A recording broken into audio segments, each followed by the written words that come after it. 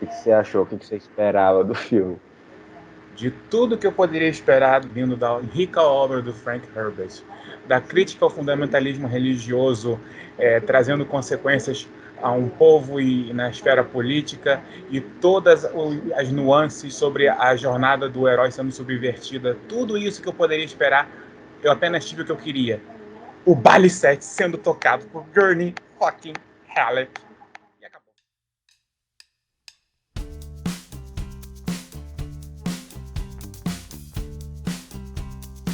Halleck. E acabou. Só isso que eu queria. Tá bom. Melhor adaptação feita. Então, pessoal, estou aqui com o meu amigo Rafael Klopper para a gente comentar a nova adaptação de Duna, né, o novo capítulo nessa saga do Paul Atreides, dirigida pelo Denis Villeneuve, ou Villeneuve, não sei. É Villeneuve.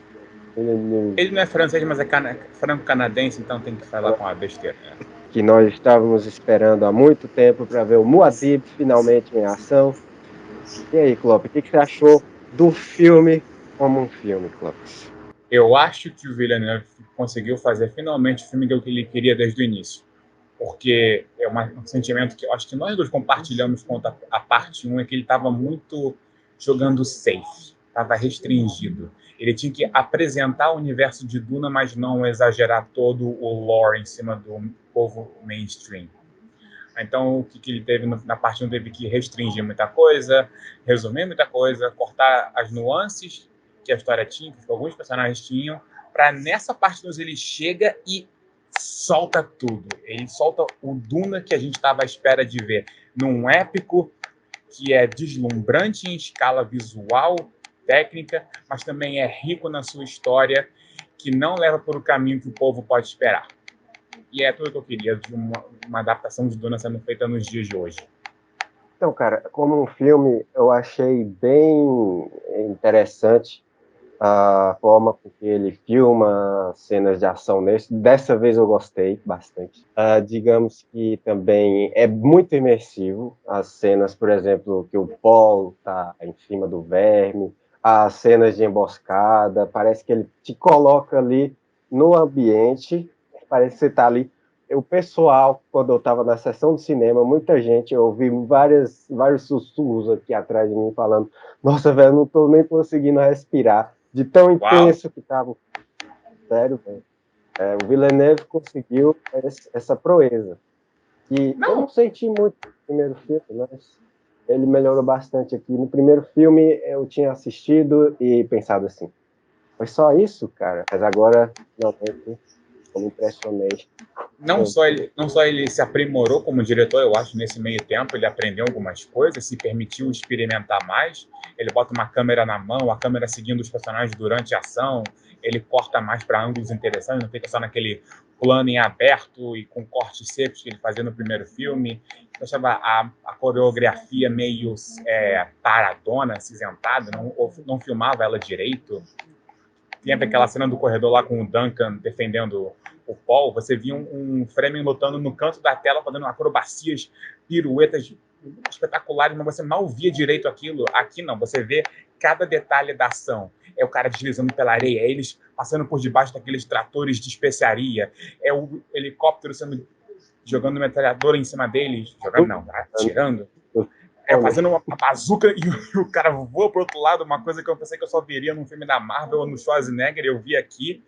Eu acho que o Herbert leu tanto Duna que ele pensou, cara, o Herbert deixa muita... Não, desculpa, o Villeneuve leu o Duna do Herbert diversas vezes e pensou, pô, ele deixa um lore aqui tão fantástico e detalhado e tantas possibilidades de ação, as regrinhas. Se uma arma laser toca no escudo, explode. Os Fremen só lutam com espada. Aqui ele toma proveito e experimenta tudo isso em cena. Aí você tem um verdadeiro blockbuster que você está vendendo para um público-alvo, mas que tem essência, tem uma imersão, tem uma tactilidade. Você sente esse mundo, você sente aqueles carregadores PCD gigantes, você sente as naves explodindo, você sente o peso de cada coisa. É uma coisa linda de se ver, e realmente. Eu senti que o diretor do Blade Runner 2049 estava dirigindo esse filme, algo que eu não senti na parte 1.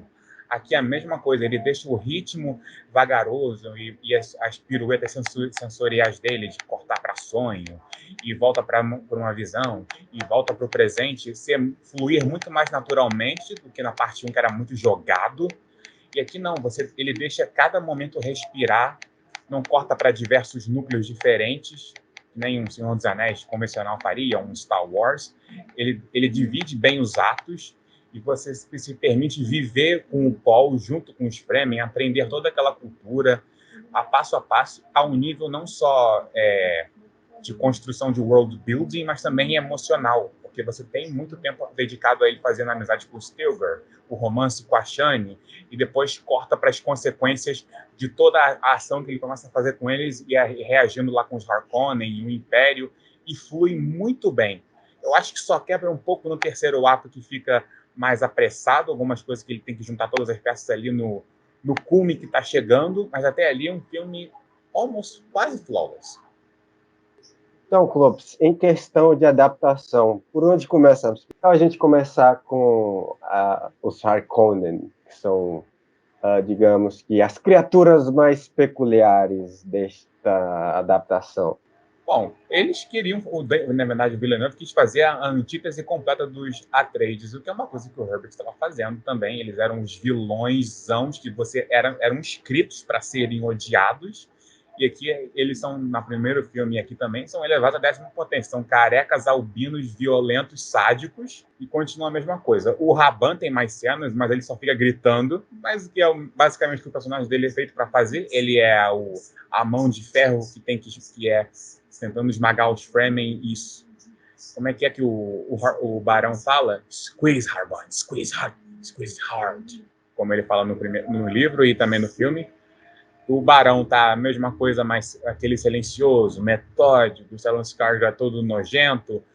Mas aí a surpresa do filme para mim foi o Feyd, que ele tá realmente o que ele é no livro, tal e qual, um sádico que adora fazer os outros sofrerem, mas que ele tem um estranho senso de honra naquele duelo maravilhoso lá do Coliseu.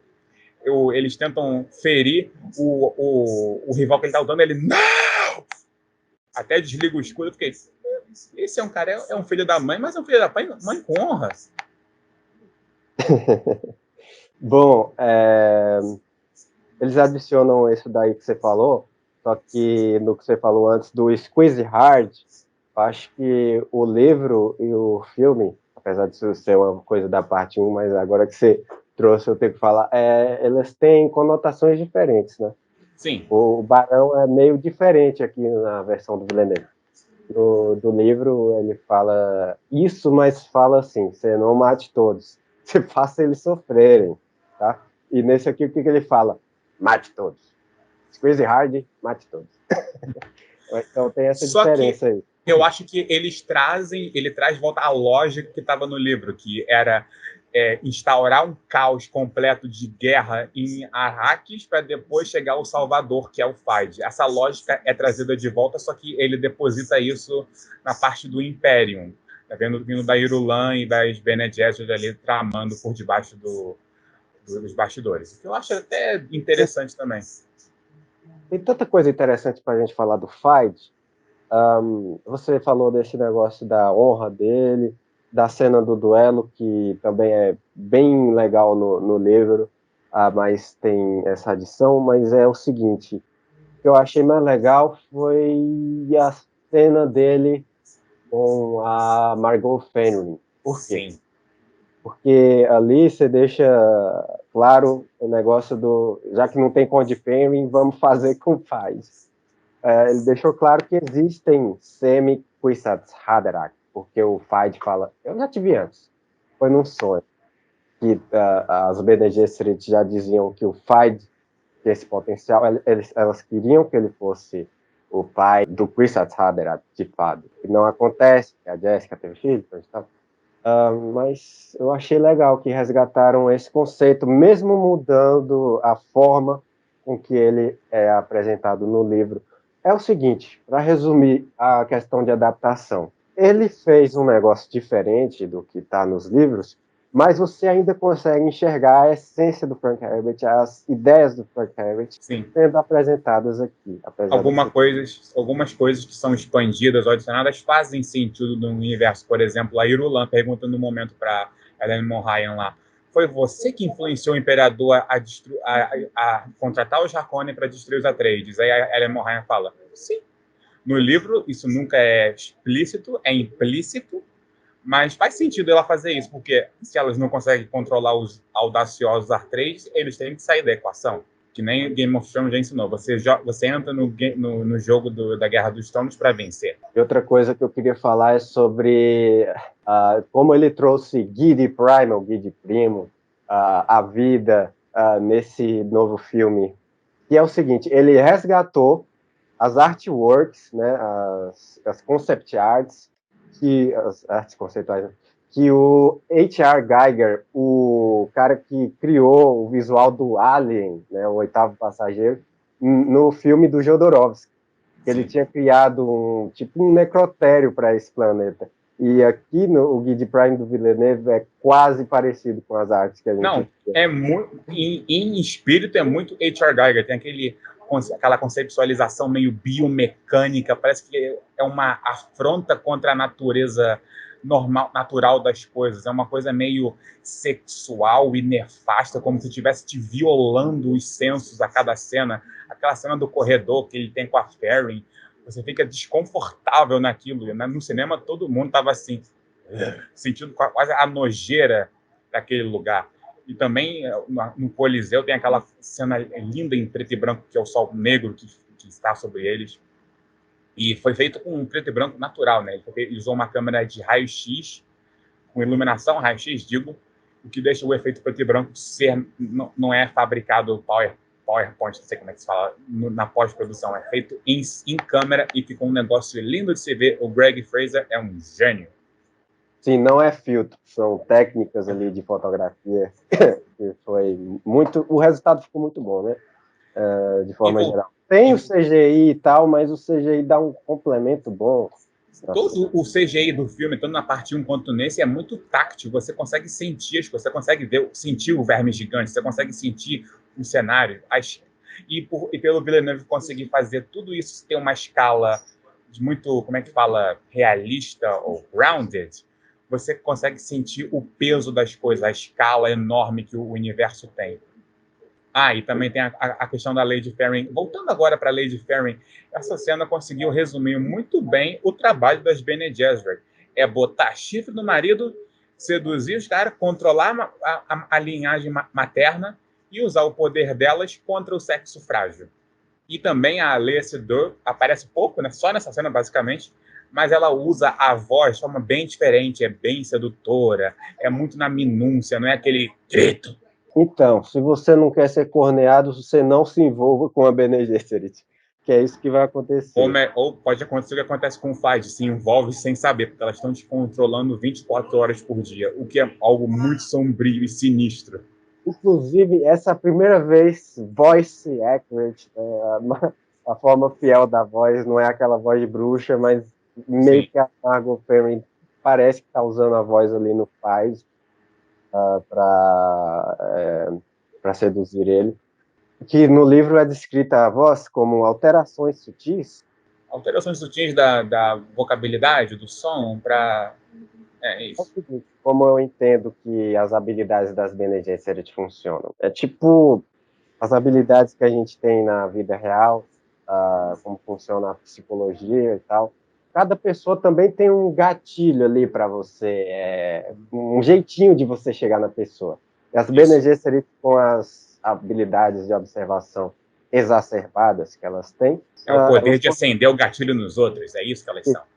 Elas têm um poder de gatilho que é só elas observarem um pouquinho, elas têm que observar alguma coisa para poder pegar as nuances da pessoa e colocar ali.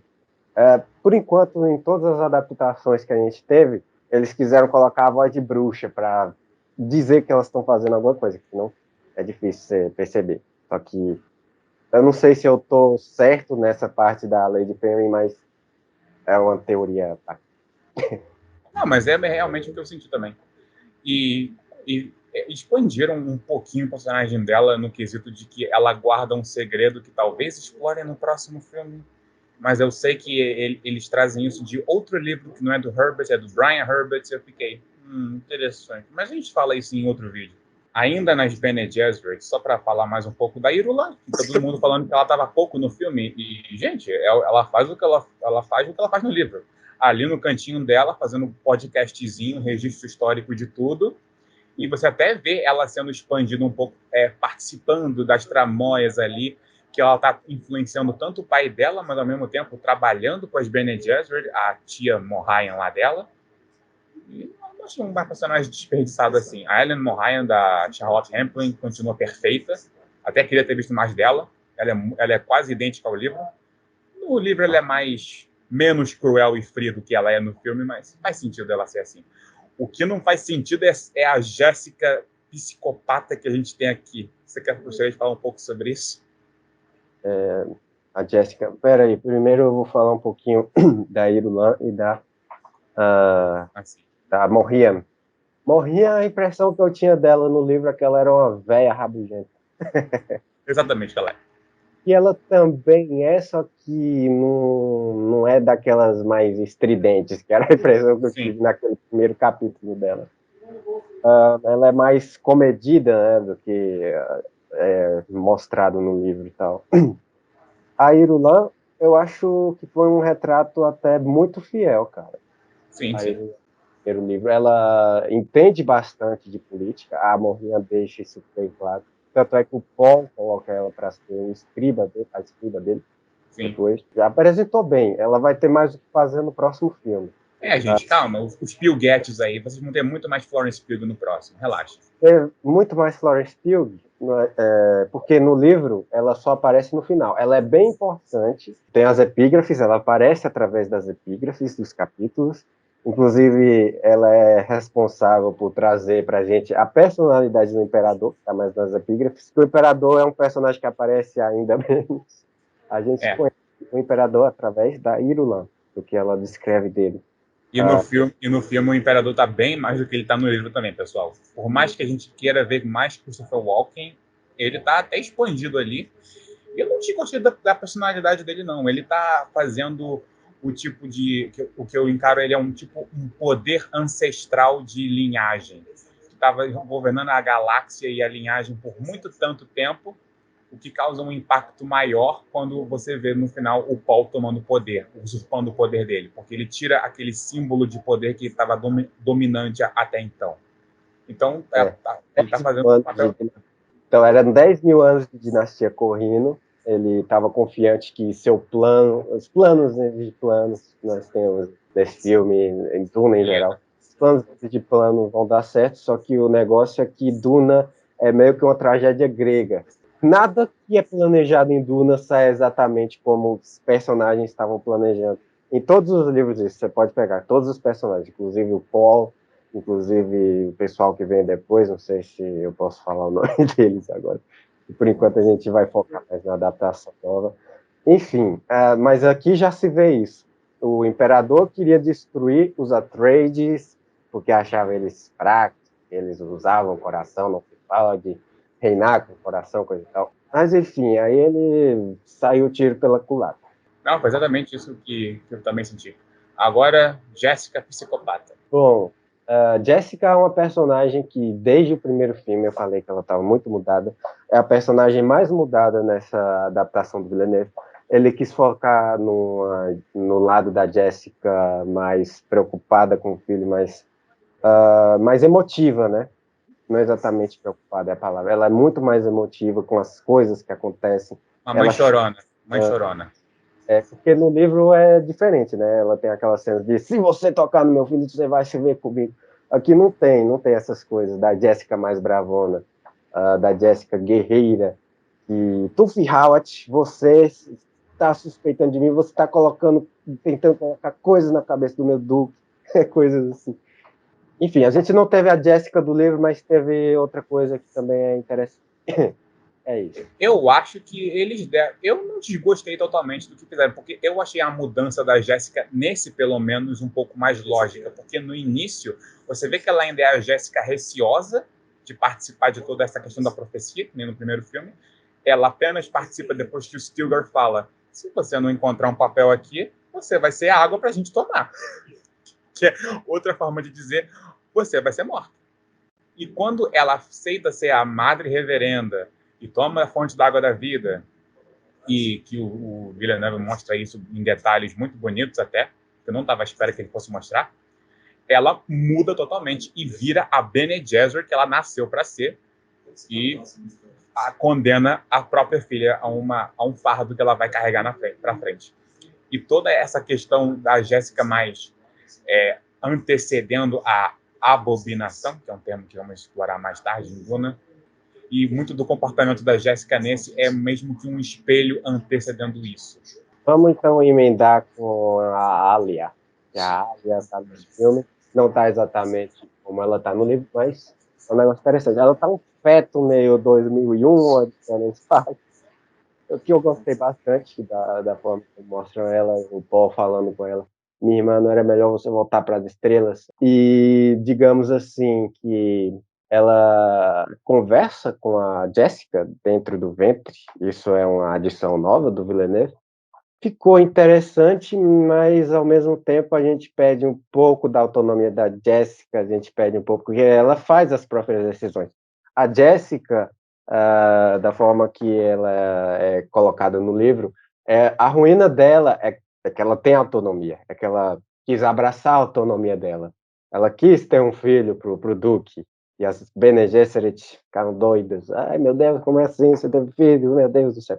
Enfim, a gente perde um pouco dessa questão da Jéssica colocando a Alia para sussurrar no ouvido dela o tempo todo. Só que a gente ganha a Alia do filho de Duna. O Villeneuve fica falando: eu não vou querer adaptar depois de Messias, mas ele coloca uma Alia meio filho de Duna ali no filme. Inclusive, Clopes, já que a gente tá falando da Alia, eu tenho que te dar o crédito porque você, 3 anos atrás, já tinha acertado o casting da Anya Taylor-Joy como a Alia. Coisa, né, velho? Eu apenas usei a lógica. Ele está pegando os atores mais lindos e gostosos do momento. É claro que a Anya Taylor-Joy, o Austin Butler e a Florence Pugh iam chegar em Duna em alguma hora. E foi o que aconteceu. E também, eu não gostei também do que fizeram com a Alia, embora eu fique triste que não vamos ter ela perambulando com a Alia com 4 aninhos, perambulando ali no canto, roubando a cena e tendo um papel importante no final, que aliás tiram esse papel dela, mas ainda mostra que ela é um ser bizarro dentro desse contexto todo de Duna e que antecede o que vai vir por aí no futuro, mas eu acho que ela tá ainda in character do que ela é. Ela é uma personagem que ama o irmão, que é o melhor para a família dela, mesmo que isso vai se corromper mais tarde.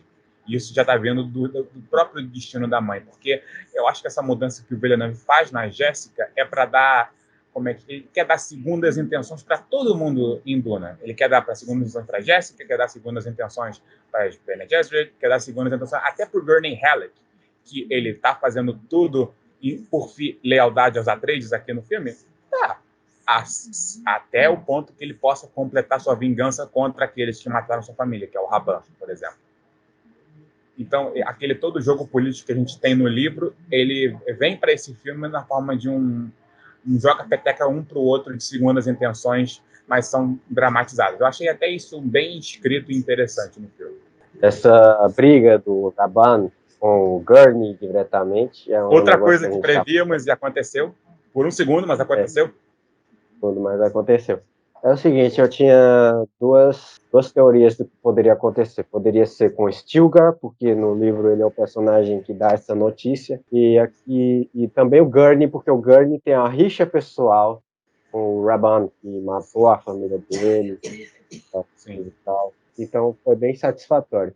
Flopper, que tal a gente passar agora a falar sobre os Fremen, sobre Stilgar, Chani e os Fremen em geral, como eles vivem, onde vivem, coisa e tal. Bora falar então do ladrão de cena do filme inteiro, Stilgar, que eu falei no primeiro filme e é a mesma coisa que no segundo. Ele, para mim, é o melhor personagem adaptado. Ele está idêntico ao livro, retirado das páginas, colocado na tela. Javier Bardem, maravilhoso. Eu sei que você não gostou muito da veia cômica que botaram nele no filme. Eu não achei uma veia cômica, assim, dizendo ele está muito tragicômico, porque ele é o cara cego na sua fé, tanto ao ponto de fazer tantas desculpas para o que ele está testemunhando e indo com a maré, e isso depois, mais tarde, vai bater na bunda dele.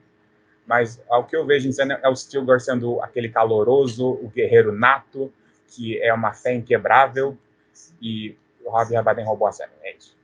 No início do livro, se eu não me engano, o Stilgar tinha suas dúvidas quanto ao Paul. O Villeneuve quis já colocar o Stilgar já totalmente cego pela fé, que é algo bem fiel ao livro também, que é a essência do personagem. É o cara que, aos poucos, vai abrindo os olhos para a realidade do que está acontecendo ao redor dele, inclusive. Ele está dentro do sistema, só que ele não percebe imediatamente o quão perversos podem ser os Atreides, sabe? Ele vai percebendo isso em sua convivência. Não sei se perverso é a palavra certa, mas meio que é, né? Ele usa Eu, essa di, eu diria corruptível, que é a palavra certa para definir todas as ações questionáveis que os personagens em Duna, tanto nos livros quanto nos filmes, eles acabam acontecendo. Enfim, por enquanto ele ainda está na fé cega absoluta dele. O Stilgar é um personagem muito importante que tinham que acertar, porque ele tem esse arco dele e também ele é o personagem favorito do Frank Herbert, que ele tem aquela vibe de ser tipo quase um nativo americano, que o próprio Brian Herbert coloca isso na biografia do Frank Herbert, que é por isso que o Frank gostava tanto do Stilgar, porque o Frank também se considerava quase um índio, sabe? Ele gostava de ficar ao ar livre, ele aprendeu várias técnicas com os índios, que ele convivia muito também, né, com os nativos ali da região dele. E é isso, o Stilgar é como se fosse uma daquelas pessoas que ele conheceu na juventude, sabe? Ele tanto se coloca como coloca as relações que ele teve, sabe? O Paul com o Stilgar, coisa e tal. É um pouco autobiográfico essa parte, assim. E eu acho que é um dos momentos mais calorosos com o sentimento que tem, tanto no livro quanto no filme, que é quando o Paul está interagindo e aprendendo e crescendo com o Stilgar e com os Fremen no geral. Exatamente isso, e até uma das minhas partes favoritas do filme em si é quando ele vira Usul e Muad'Dib, que está transcrito do livro exatamente como é, lindo. Não lembro se era numa tenda ou se era no sítio, mas ficou bonito de se ver. E eu acho que eles conseguem fazer da Shani, nesse contexto, um contraste para o Stilgar, porque ela é a parte dos Fremen que duvidam muito do Paul, são os mais céticos, que até o Paul vê que ele tem que driblar, convencer que ele não é só esse escolhido que estão colocando nele, ele quer ser realmente um Fremen que quer se juntar a eles, quer dizer, ele quer usar eles para a vingança pessoal dele, mas que ele acaba assim se apaixonando pelos Fremen, através da Shani, pelo que ela representa, que mostra o lado mais humano dele. E o romance deles no filme tá bonitinho, tá bem feito. Só não entendi muito bem o que o Villeneuve quis fazer com a Shani no final, no gancho que deixa ali. Mas isso a gente fala depois. Então, a Shani é o seguinte, Shani, no original, no material original, no livro, ela é a personagem que mais apoia o Paul, em todas as circunstâncias. Você vai casar com a Irulan, tá bem, eu ainda sou sua mulher, a sua preferida, então, para mim tanto faz, mas nesse aqui não. Você vai pegar essa lourinha aí, peraí que eu vou embora pro deserto. Enfim, o que acontece também é que a Chani, ela serve de contraste para o Stilgar, porque ela é a que está mais nessa adaptação nova, ela é a que está vendo, enxergando tudo que está acontecendo antes de todo mundo. Ela até tem aquela cena que ela enfrenta todos os Fremen, que eu gostei bastante. Vocês estão todos cegos. Isso aí, essa religião escraviza a gente. Tema principal de Duna, né? Um dos temas principais, a escravidão, que é causada pela ideologia, pela tecnologia também. A gente não teve a parte da tecnologia, infelizmente. Eles até tiraram os mentats, que são os que se conectam diretamente com esse tema. Porque eu te pergunto, qual é o desrespeito com o mestre dos assassinos, Tufir Howard? Qual é o problema do Villeneuve com os mentats? O que eles fizeram contra o Villeneuve? Será que ele nunca gostou deles nas páginas? É isso? Burro. Chato. Então, eu vou dizer para você, concluindo da Shani, eu gostei bastante dessa versão da Zendaya, tá diferente. Eu tô curioso para ver o que o Villeneuve vai fazer nos próximos filmes, se é que vai ter próximos ou só próximo, porque ele disse que vai ser uma trilogia só. Shani, bom, uma mudança boa. Então, a gente começou a falar dos metas, a gente... Eu soube que o ator que faz o Toofer no primeiro filme, esqueci o nome dele agora, ele gravou cenas para esse 2. Só que foram cortadas. Novamente. Eu tô Coitado. esperando o Villeneuve dar pra gente essas versões expandidas do Duna parte 1 e do parte 2, cara, que eu queria muito ver. Eu espero que o David Zaslav ligue o foda-se para esse Villeneuve e fala: não, você não quer a versão estendida, mas eu quero, vou lançar na HBO Max e pronto, os fãs vão ter. Por favor, deixe isso acontecer. Então, o que acontece com os metats é o seguinte, os metats, que são os computadores humanos, eles têm toda uma história que se relaciona com o jihad butleriano, as Bene Gesserit também. Isso ficou de fora, né? Porque eu gostaria que eles tocassem nesse assunto, porque é diretamente relacionado ao Kwisatz Haderach. O que o Kwisatz Haderach causa se conecta diretamente com o que as máquinas causaram no passado. É o conceito de programação genética do ser humano. Portanto, que as máquinas se extinguiram, o ser humano procura evoluir na forma consciência presciente mental, que é um dos temas mais ricos de Duna, e o Kwisatz Haderach, o escolhido, faz parte disso. Ele é geneticamente modificado para adotar várias modalidades diferentes. O próprio Paul é isso, ele é treinado por Mentats, por guerreiros, por uma Bene Gesserit, por isso que ele se torna tão propício a ser o escolhido. Eu creio por mim que o Villeneuve vê essa parte de Duna como a menos interessante para ele, talvez, que é muito complexa e vasta. Ele quer focar no coração da história, que é a corrupção do poder, etc., que é legal, mas falta essa parte mais lisérgica, psicodélica da obra que faz falta aqui, e eu espero que venha a ser explorada mais tarde, que é importante para o futuro de Duna. E concluindo o que eu estava falando sobre o personagem do Tufir Hawat em si, talvez ele enxergue essa parte do Tufir trabalhando ali dentro dos Harkonnen para ver se ele derruba por dentro, né? Como não tanto essencial, porque acaba não dando em nada as coisas do Tufir. Dá em alguma coisa, ele consegue sabotar um pouquinho algumas coisas, mas no final não é isso que causa a derrocada dos Harkonnen. Então ele pensou assim, Ali- deixa eu cortar. Aliás, curiosidade para os não leitores do livro, aquele Artrade que não é envenenado no Coliseu foi obra do Tufir, que ele queria eliminar o Feyd. Mas no filme eles mudam isso e botam no Barão querendo testar o Feyd. Que faz sentido, ok, mas tira o peso do Tufir, coitado. Porque no final ele sim serve um propósito para ser mais um adendo da tragédia final do Paul. Todos os amigos e treinadores dele morreram, exceto o Bernie, e ficou assim por isso. Enfim, seria interessante se tivesse o Tufir, mas não é um negócio que acaba com o filme, sabe? É um pitaco da gente em relação a coisas que a gente queria ver nas adaptações. O Tufir, os Mentats em geral foram muito subutilizados. Esse conceito todo que é super legal, infelizmente ficou de fora. Mas já que a gente falou de mudança genética, a importância do Kwisatz Haderach, o que você achou do Kwisatz Haderach em si? Paul Muad'Dib Ussul, ou em outras palavras, Lisan Al-Gaib. Caraca, todo mundo no cinema saiu gritando Lisan Al-Gaib! Lisan Al-Gaib! O que é estranho, gente. Vocês não vão querer fazer isso.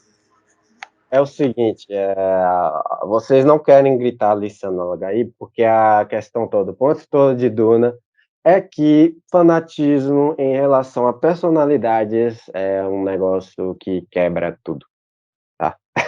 É o seguinte, mas o que eu gostei bastante é que o Villeneuve deixa isso bem claro, essa veia meio corruptível do Paul. Paul, ele era um jovem até bem intencionado no início, né, no Duna Parte 1, e aqui ele vai aos poucos percebendo que ele poderia utilizar para seus próprios objetivos essa questão do mito que os Fremen acreditam do Lisan Al-Gaib, que foi implantado pelas Bene Gesserit vários anos atrás, milhares de anos atrás, que elas são missionárias, né, elas vão plantando mitos para preparar a chegada do Kwisatz Haderach. E resumindo tudo, é que essa adaptação aqui deixou a mensagem de Duna, em geral, dos 6 livros que o Frank Herbert escreveu, compiladas nesse filme aqui. Já está aparecendo muito.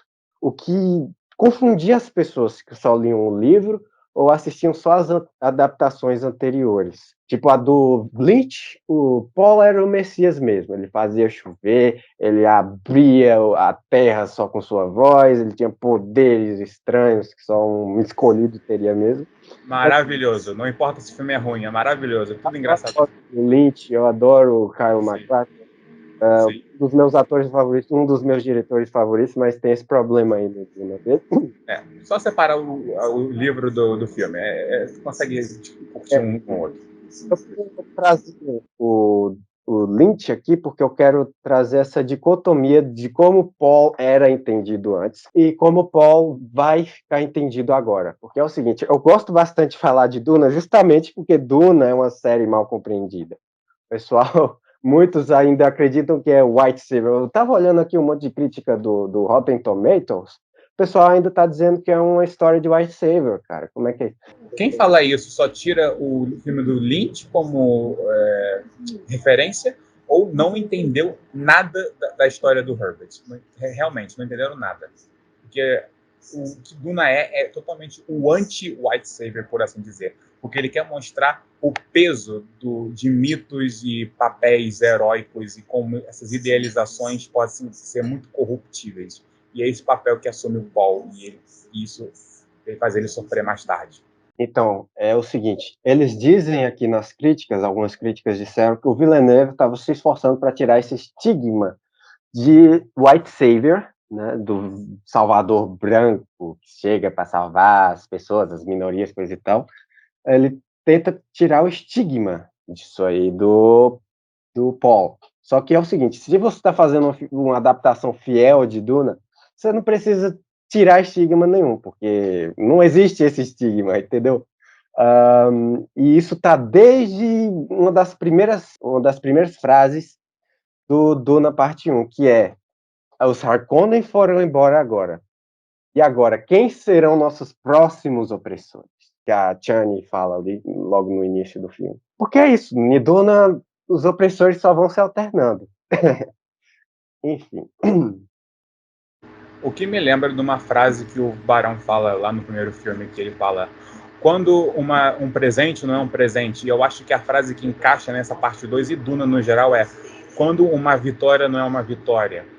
Você fica lá torcendo pro Paul, querendo que ele concretize. Você até tira um poder, uma reação catártica da vitória dele contra o Império. Mas a que custo? A vitória dele é uma derrota para vários outros. A custo de, no livro, 61 bilhões de pessoas. E a nota final que o filme deixa é glorioso no visual, mas é muito assustador na ideia que ele deixa implícita. Como o próprio Paul fala, mande eles para o paraíso. E nessa sugestão você fica...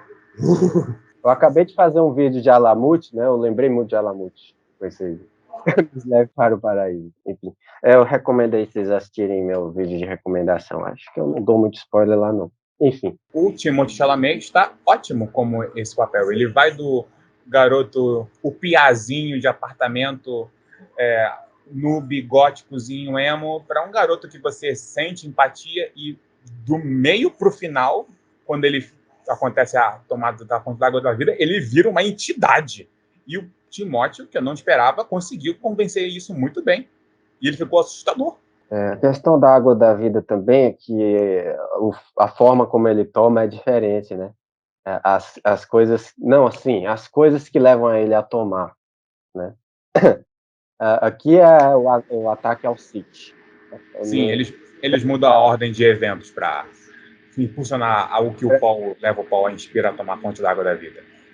No livro, era o Gurney ameaçando a Jéssica de morte. E isso, o Paul ficou frustrado que as visões dele não mostraram isso. Nesse foi ele não ter previsto o ataque ao Sith, que é algo que acontece antes da batalha final. O filho do Paul, o primeiro filho dele, morre. Não teve isso no filme. Eu sabia que iam cortar isso. Mas ficou até ok. deixa o filho dele mais tarde vir de forma natural e o povo não vai estranhar ter 3 Letos diferentes. Outra coisa é a Jessica ter uma mão nisso, que eu até procurei depois o que o livro fala. A Jessica nem sabia que ele tinha tomado. Mas fica tipo, o que? Você tomou esse negócio? É que o que acontece é que o Paul, explicando aqui, dando uma nerdizada, é que o Paul estava tendo muita visão antes por causa da especiaria, só que como ele foi se acostumando com a especiaria, o corpo dele, aí ele já não tem mais visão.